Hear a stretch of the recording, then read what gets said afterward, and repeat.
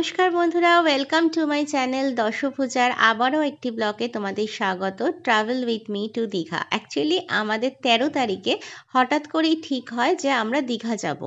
আসলে 12 তারিখে আমাদের ঠিক হয়েছিল, 12 তারিখ নয়, অ্যাকচুয়ালি 11 তারিখে আমাদের ঠিক হয় যে আমরা একদিনের জন্য একটা শর্ট ট্যুরে যাব।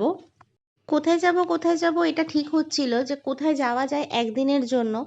তো আমার মনে হলো, মানে আমাদের যারা গেছি আমরা অ্যাকচুয়ালি, আমরা কখনো ভেবেছিলাম মন্দারমণি যাব, কখনো একবার ভাবলাম যে বকখালি, কখনো ভাবলাম দীঘা। তো আমাদের মনে হলো দীঘাটাই বেটার অপশন, কারণ আমরা খুব সহজে যেতেও পারবো এবং আসতেও পারবো। তার কারণ বারাসাত থেকে আমাদের দীঘা যাওয়ার যে বাসগুলো সেগুলো খুব ইজিলি অ্যাভেলেবেল, এবং ওখান থেকে বারাসাতের বাসও খুব ইজিলি অ্যাভেলেবেল, যদিও অনেক জায়গায় অ্যাভেলেবেল, কিন্তু আমার মনে হলো এইটা অনেক কমফোর্টেবল জার্নি হবে। তো সেই জন্য আমরা ঠিক করলাম যে একদিনের জন্যই যাব। শনিবার যাব, রবিবার দিনকে আমরা ব্যাক করব। অ্যাকচুয়ালি সেটাই আমরা করেছিলাম। আমরা শনিবার সকালবেলা বেরিয়েছিলাম, 5:45-এ আমাদের বাস ছিল। আর আমরা ব্যাক করেছি হচ্ছে ওখান থেকে পরের দিন 1:15-এ বাস ছিল। আমাদের আস্তে আস্তে অনেকটা রাত হয়ে যায়, তার কারণ হচ্ছে রাস্তায় প্রচণ্ড জ্যাম ছিল হঠাৎ করে বৃষ্টি নামার জন্য। তো আমরা এখানে এসে পৌঁছে 7:30। তো চলো, এই দেখো এটা 13 তারিখের সকালবেলায় যখন আমরা চাপাডালি বাস স্ট্যান্ডে রয়েছি। এখান থেকে প্রচুর প্রচুর প্রচুর বাস যায় দীঘাতে, বিভিন্ন ধরনের বাস যায়।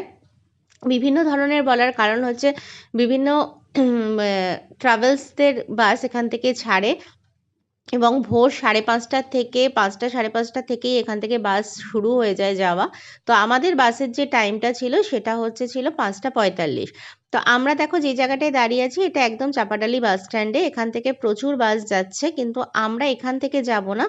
এই রাস্তাটা যে সোজা যাচ্ছে গিয়ে, এই যে রাস্তাটা ক্রস করব আমরা, এই যে আমরা রাস্তাটা ক্রস করছি করে ওই যে দাঁড়ানো রয়েছে বাসটা, ওই বাসটাতেই অ্যাকচুয়ালি আমরা যাব, ওইটা আমাদের যাওয়ার বাস। তো এই দেখো দেখাচ্ছি আমি বাসটা এখানে। বাসটা ফুল এসি বাস ছিল। বাসের ভাড়া লেগেছিল 360 টাকা। তো আমরা এখানে সবাই ওয়েট করছিলাম। তো এই দেখো আমরা বাসে উঠে গেছি। তখন যে যার মতো জিনিসপত্র রাখার ব্যবস্থা চলছে।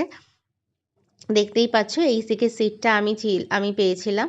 তো এই দেখো বাইরে দিয়ে এখনো ভোরের আলো ফুটে গেছে মোটামুটি।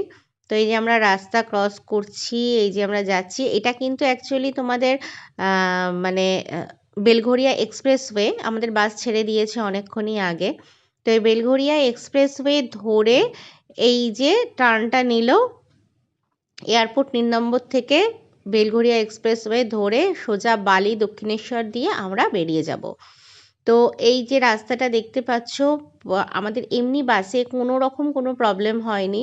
খুব সুন্দরভাবে বাস গেছে এবং খুব প্রপার টাইমে আমাদেরকে নামিয়ে দিয়েছে। এই দেখো বালি ব্রিজ। এখান থেকে দক্ষিণেশ্বরের মন্দিরটাও দেখাতে পারবো কিনা আমি জানি না, এই সময় তুলেছিলাম কিনা আমার খেয়াল পড়ছে না। যাই হোক, ঠিক 1 ঘন্টার মধ্যে আমরা কোলাঘাট এসে পৌঁছে যাই। আর কোলাঘাটের এইখানে আমাদের বাসটা দাঁড় করিয়েছিল। এখান থেকে আমরা চা আর আমি 2টো পপকর্ন কিনি। পপকর্ন কিনে আমরা বাসে উঠে যাই। ওই যে আমাদের বাস ওখানে দাঁড়িয়ে আছে, দেখতেই পাচ্ছ। আর এই দেখো, অনেকক্ষণ জার্নি হয়ে গেছে, একটু ঘুমিয়েও নিয়েছিলাম মাঝখানে। আমাদের আর 42 মিনিট মতো বাকি দীঘা নামতে। এই দেখো আমরা দীঘা নেমে আমরা যাচ্ছি ব্যারিস্টার কলোনি। আমরা ছিলাম হচ্ছে ব্যারিস্টার কলোনির সি উইন্ড হোটেলে। এই যে এখানে নেমে আমরা একটুখানি জলখাবার খেলাম, তখন ঠিক বাজে 10:30, 11:15। এই দেখো সেই সমুদ্র, মন মাতানো সমুদ্র।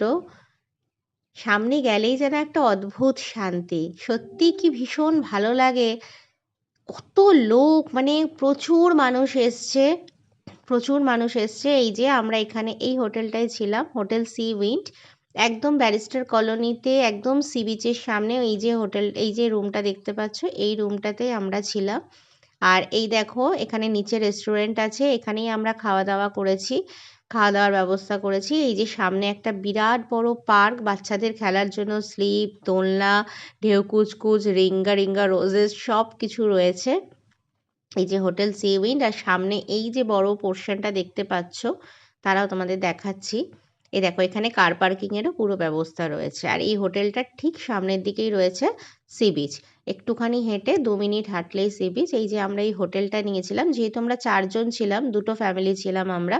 তো এই দেখো ভেতরে একটা রুম, সোফা, টিভি আছে, 2টো রুমেই এসি রয়েছে, ওদিকে বারান্দা রয়েছে, এই সাইডে একটা ড্রেসিং টেবিল রয়েছে। তো খুব সুন্দর রুমটা পেয়েছিলাম। তো আমি এবং সুনেত্রাদি মানে আমাদের একসাথেই থাকি আমরা ফ্ল্যাটে। তো আমরা দুজনে সি বিচে গেছিলাম, কিন্তু আমরা স্নান করিনি। কিন্তু আমাদের হাসব্যান্ডরা ওখানে স্নান করছিল, খুব আনন্দ করছিল। ওই যে দেখো একদম দূরে দেখা যাচ্ছে দুজন খুব স্নান করছে। আর প্রচুর মানুষ এসছে অ্যাকচুয়ালি, যেহেতু এটা সেকেন্ড স্যাটারডে ছিল, তো মানে মানুষের ঢল একেবারে নেমে পড়েছে সমুদ্রের সৈকতে। আর সব থেকে মজার ব্যাপার হলো ব্যারিস্টার কলোনির দিকটা বেশ ফাঁকা ফাঁকাই থাকে, এটা অ্যাকচুয়ালি ওল্ড দীঘার থেকেও আরেকটু ভিতরে। তো এই দিকটাতে মানুষ খুব একটা আসে না, কিন্তু অদ্ভুতভাবে প্রচণ্ড পরিমাণে মানে ভিড় ছিল এই ব্যারিস্টার কলোনিতেও। তার মানে বোঝা যাচ্ছে যে নিউ দীঘা আর ওল্ড দীঘার, প্রপার ওল্ড দীঘা আর নিউ দীঘাতে যে কত মানুষ ছিল। আমরা সন্ধেবেলায় ঢেউসাগর দেখতে গেছিলাম, সাগর পার্কে গেছিলাম। তো ওই সময় যাওয়ার সময় আমরা দেখতে পেয়েছি যে হোটেলগুলোতে একটাও রুম নেই, একটাও না। তো এই দেখো ওখানে কিছু ফটোশ্যুট আমাদের হয়েছে। এই ফটোশ্যুটগুলোকে নিয়ে কিছু বলার নেই, তোমরা একটু দেখো। অনেকদিন পর ঘুরতে আসা, প্রায় 1.5 বছর পরে আমরা বাড়ির থেকে বেরোলাম ঘুরতে, কারণ ভীষণ বোর ফিলিংস লাগছিল বাড়ির মধ্যে, একঘেয়ে একটা ব্যাপার। তো এসে একদম রিফ্রেশ হয়ে গেলাম, খুব ভালো লেগেছে। যদিও খুব শর্ট ট্যুর, দীঘা তোমরা সবাই যাও, দীঘা আমরা প্রত্যেকেই যাই, কিন্তু এতদিন পরে এই যে বেরোনোটা, এই যে বাইরের হাওয়াটা নেওয়া, এই যে আলাদা একটা অনুভূতি, এইটা আমার কাছে ভীষণ বড় একটা পাওনা ছিল আমাদের দুজনের জন্যই।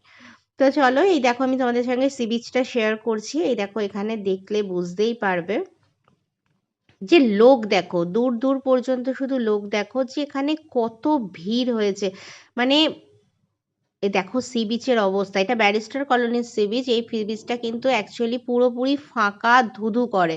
সেই সি বিচে এত এত লোক, সবাই বসে আছে, ডাব খাচ্ছে, ফল খাচ্ছে, আর এদিকে অনেকে স্নান করছে। আমরা স্নান টান করে বাড়ি আসার পর আমাদের এই খাবারগুলো দেওয়া হয়েছিল: ভাত, ডাল, পমফ্রেট মাছ, পনির, আলু পটলের তরকারি, পালং শাকের তরকারি, চাটনি, পাঁপড়।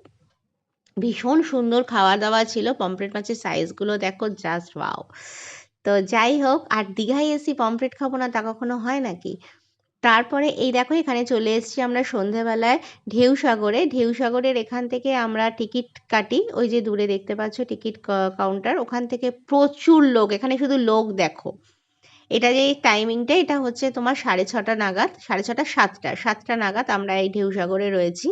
এখানে লোক সব বাইরে দাঁড়িয়ে আছে, টিকিট কাটা হলে এই এক এক করে এই লাইন দিয়ে ঢোকানো হবে। তো আমরা এই যে এখান দিয়ে আমরা সব ঢুকবো। অলরেডি দেখো আমরা ঢুকে গেছি। খুব সুন্দর এই পার্কটাকে সাজানো হয়েছে। এমনি দেখার বিশেষ কিছু এই পার্কে নেই। এখানে একটা জিনিস খুব ভালো লাগলো, সেটা হচ্ছে যে বিভিন্ন স্টেটের, আমাদের টোটাল ইন্ডিয়ার যে বিভিন্ন স্টেটগুলো আছে, স্টেটের যে বিখ্যাত বিখ্যাত খাবারের যে জায়গাগুলো, খাবারের যে কালেকশনগুলো, সেগুলো এই একটা জায়গার মধ্যে রাখা হয়েছে। অর্থাৎ এখানে তুমি এমন কোনো জিনিস নেই যে তুমি খাবার যেটা তুমি এখানে পাবে না। তো এখানে বেশ বাচ্চাদের নিয়ে যদি মানে সবাই আসতে চায় তো আরামসে এখানে আসতে পারে। বাচ্চাদের খেলার জন্য জিনিস আছে। তারপরে এখানে বোটিংয়ের ব্যবস্থা রয়েছে। এখানে একটা লঞ্চ আছে, যে লঞ্চটায় 50 টাকা করে পার হেড টিকিট নেওয়া হয়। আর এই লঞ্চটা করে আপনাকে পুরো জায়গাটাকে সুন্দরভাবে ঘুরিয়ে দেওয়া হয়। এখানে টয় ট্রেনেরও একটা ব্যবস্থা আছে। অ্যাকচুয়ালি এটা টয় ট্রেন না, একটা বড় গাড়ির মতন আছে, যে গাড়িটার মধ্যে করে আপনি পুরো পার্কটা ঘুরতে পারবেন। কিন্তু আমরা এগুলোতে কোনোটাতেই উঠিনি।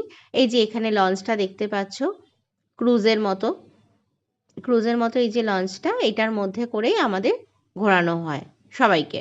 তো যাই হোক, এই সামনেই টিকিট কাউন্টার, এখানে এই টিকিট কাউন্টারে টিকিট কেটে আপনারা ডাইরেক্ট নিচে নেমে চলে যেতে পারেন।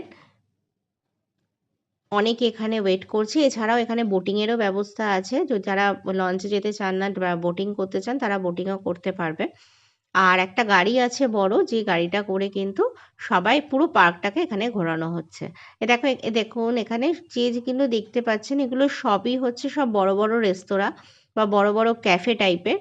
তো এই জিনিসগুলো এখানে রয়েছে এবং আপনারা চাইলে এখান থেকে স্ন্যাক্স বা আপনারা যা চান মানে যেটা চাইবেন সেটাই এখানে পাবেন। তো এই টোটাল পার্কটা আমরা ঘুরে দেখছি। এই যে ঢেউসাগর লেখা, এই ওপরে উঠছি আস্তে আস্তে আমরা। তা আমাকে এখানে কমই দেখা যাবে, যেহেতু ভিডিওটা আমি করেছি, বাকিদের আমি তুলেছি, বাট আমাকে কম দেখা যাবে। এই জায়গাটা ভীষণ সুন্দর। অনেকটা অনেকটা 31st বা 25 ডিসেম্বরে যে আমরা যাই পার্ক স্ট্রিটে, অনেকটা পার্ক স্ট্রিটের মতন দেখতে লাগছে। দেখো এই জায়গাটাতে একটা বসার জায়গা আছে, এটা বেশ ভালো লাগে। এখানটায় বসেছিলাম অনেকক্ষণ। প্রচুর রাস্তা, কিন্তু মাঠের মানে পার্কটার ভিতরটা এতটাই বড় যে এটা প্রচুর বড়। এখানটায় মানে হাঁটতে হাঁটতে পা ব্যথা হয়ে গেছিলো, পর আমরা এখানটায় বসেছিলাম। এখানে কিছু ফটোশ্যুটও হয়েছে, ফটোগুলো তোমাদের সঙ্গে শেয়ার করছি। দেখো জায়গাটা খুব সুন্দর, মানে ফটোগুলো দেখলেই বোঝা যাচ্ছে যে এত সুন্দর লাইটিং দিয়ে জায়গাটা সাজানো, খুব ভালো লাগছিল। মানে একটা দিনের জন্য যেন একদম অন্য একটা জায়গায় চলে এসেছি, অনেকটা মাইন্ড ফ্রেশ হয়েছে, রিল্যাক্স হয়েছে। খুব বেশ ভালো লাগছিল, বেশ ভালো লাগছিল। সবাই আমরা যে কজনই গেছি, আমরা 4 জন গেছিলাম, আমি, আমার হাজব্যান্ড, সুনেত্রা দি অ্যান্ড হীরক দা। তো আমরা প্রচণ্ড এনজয় করেছি, খুব আনন্দ করেছি আর খুব ভালো লেগেছে। দেখো এটা পরের দিন সকালবেলা। সকালবেলাতে আমরা, এটা 7টা বাজে, ঠিক 6:45 7টা নাগাদ আমরা সি বিচে আসি।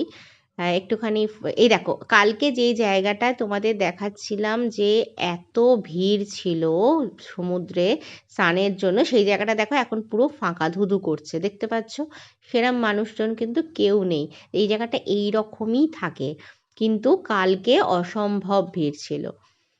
আর এই যে সমুদ্র সৈকতটা দেখছো, ঠিক তার অপোজিটে রয়েছে ঝাউবন। এই যে আমরা নামছি সিঁড়িটা দিয়ে সমুদ্রের নিচে, সমুদ্রের সামনে যাচ্ছি আস্তে আস্তে। এই দেখো একদম সামনে এখন ভাটা চলছে, আর কালকে যখন স্নান করতে এসেছিল ওরা, তখন কিন্তু জোয়ার চলছিল। আর সমুদ্র সৈকতে এসে ডাব খাবো না সেটা কখনো হয়? আমরা প্রত্যেকে কিন্তু একটা করে ডাব খেয়েছি। আমাদের এই 2 হিম্যানের খাওয়া হয়ে গেছে অলরেডি আমাদের ছেড়ে। আমরা ফটোশ্যুট করছিলাম বলে আমাদের একটু দেরি হলো, আমার আর দিদির। দেখো এখানেও আমরা কিছু ফটোশ্যুট করেছি। আর এই যে জায়গাটা দেখছো, আমি আর আমার হাজব্যান্ড এই যে ফটোগুলো তুলেছি, এই জায়গাটা না জাস্ট অপূর্ব, জাস্ট অপূর্ব। এই যে আমি শুধু এইটার ফটোটা তুলেছি, দেখো এই জায়গাটা এত সুন্দর, এত সুন্দর যে কিছু বলার নেই। তো এখানে প্রচুর ফটো তুলেছি সকালবেলায়। এখানে ফটো তুলতে তুলতেই আমাদের প্রায় 1 ঘন্টা টাইম লেগে গেছে। আমরা যখন 8টা বাজে তখন এখান থেকে বেরিয়েছি। অনেক কষ্টে 4 জনের একটা ফটো উঠেছে। একজনকে ম্যানেজ করে 4 জনের একটা ফটো তোলা হয়েছে, যে আমরা 4 জন গেছিলাম তার প্রমাণ। না হলে তো ফটো উঠছে না, একজন দ্বারা প্রত্যেক ক্ষেত্রেই একজন না একজন মিসিং থাকছে।